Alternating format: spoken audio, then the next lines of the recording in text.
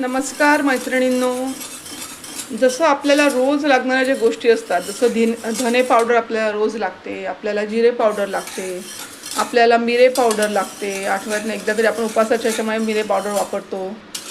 तर ह्या सगळ्या गोष्टी शक्यतो तुम्ही घरी बनवा. त्याला फार वेळ नाही लागत. तुम्ही वर्किंग असाल, थोडासा 1 तास तुम्ही काढा आणि घरी बनवा. कारण की या फॅक्टरीमध्ये बनवलेल्या रेडीमेड पॅक केलेल्या गोष्टी विकत तुम्ही घेऊ नका.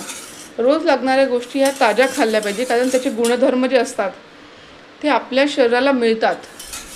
काही मसाले असतात जसं पावभाजी वगैरे, ते विकत घ्यावेच लागतात आपल्याला, कारण ते आपल्याला एक टेस्ट हवी असते.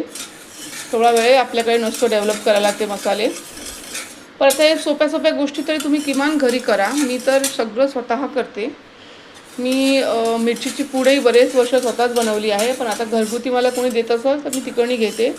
हळद, ह्या रोज लागणाऱ्या गोष्टी ताज्याच घ्यायला पाहिजे कुटून. जसं आपले आज्या पंज्या करायच्या तसंच करायला पाहिजे, कारण आरोग्याचे समस्या ज्या आहेत त्या खूप जास्त आहेत.